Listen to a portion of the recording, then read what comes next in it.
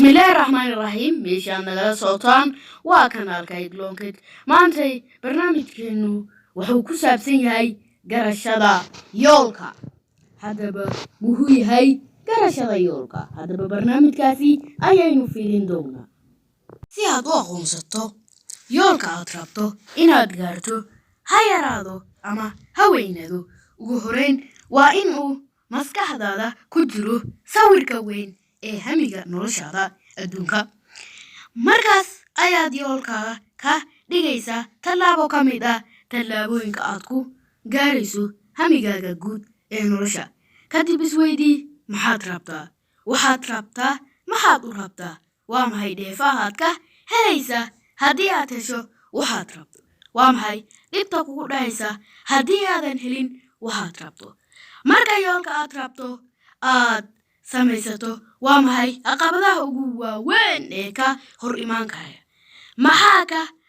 tagaysa oo aad horay u samayn jirtay si aad u gaarto yoolkaaga inta waxaa dheer in ay muhiim tahay in markii aad samaynayso yool uu noqdo mid qalbigaagu la jiro waayo dooni mayso in aad yeelato yool markii aad gaarto noqdo mid aan dhanka himiladaada ku jihaynayn amba lid kugu ah himiladaada waa muhiim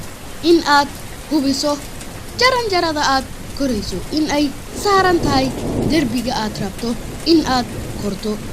yayna kugu dhicin in aad dadaal iyo waqti ku bixiso wax aadan natiijadoodu hadhow jeclaysan doonin oo aan marka horeba hamigaaga nolosha ku jirin marka aad go'aansato waxa yoolkaagu yahay waxa habboon in aad qorto qoristu waxay ku fududaynaysaa in indhahaagu arkaan waxaad yoolka ka dhigatay intii ay maskaxdaada keliya ku ekeen lahayd yoolkaagu si uu u hirgalo ha yeesho astaamahan waa in yoolka aad rabto uu yahay mid dhab ah number 2 yoolkaagu waa in uu noqdo mid aad jamaatay haddaynu qaamuuska Soomaaliya aynu gelino si aad ah wax u jecelay saasho ayaa lagu yidhi number 3 waa in yoolkaagu yahay mid macquul ah number 4 waa in yoolkaaga la ibiri karaa lana qiimeyn karaa number 5 waa in yoolkaagu yahay mid